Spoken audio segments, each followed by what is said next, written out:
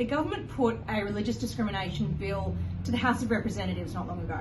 It did some important things, like first acknowledge that there's a fundamental human right to religious liberty. It acknowledged that there needs to be a pushback on those states that want to stop people of faith from being able to express that belief, even in circumstances where it's gently and politely expressed and doesn't harm anyone else. It also did really important things to safeguard the rights of faith-based schools to be able to hire teachers and other staff reflective of the faith for which they are established. All of those things are really important to maintaining the culture that's distinctive about that institution. The bill looked really good, but the PM had also made a commitment during the Wentworth by-election that he would make sure that no gay kids were getting expelled from faith-based schools. Now, you and I both know gay kids aren't getting expelled from faith-based schools, but an amendment was proposed in a narrow sense that would have discharged that commitment without taking away the ability of schools to be able to operate according to their ethos.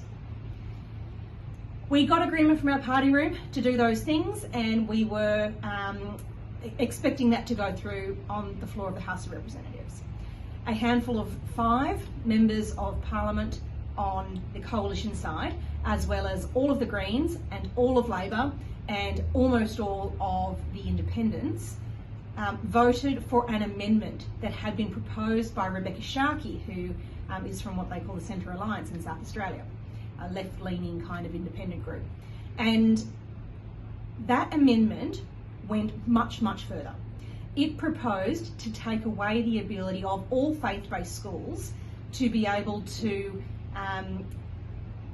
consider in enrolment, in the way that they imposed conditions or restrictions or requirements on students, or in the way that they manage behaviour, including ultimately some behavioural matters and in expulsion, to include in any of that stuff anything that might confront, restrict, offend somebody who was dealing with matters of gender identity or sexual orientation that sat uncomfortably with the belief set of that faith.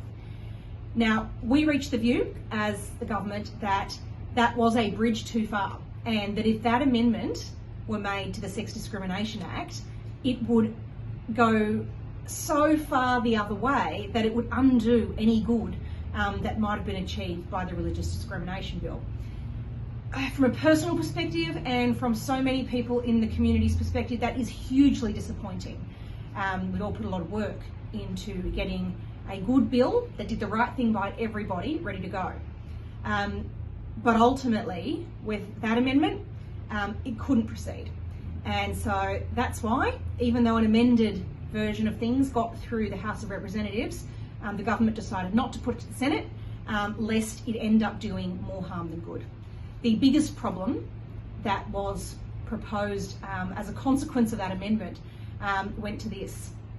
By taking away the ability of schools to deal with matters in their teaching, including their religious teaching, that might butt up against the concerns of people on the basis of their sexual orientation or gender identity, it had the effect of imposing the real risk that schools would censor what they taught students, lest they face discrimination actions arising. To my mind, and to the mind of many, that was an unacceptable outcome. And that means, while we care very deeply about making sure this is a principle Australians understand and have protected, we are going to do it on a different basis and on different terms.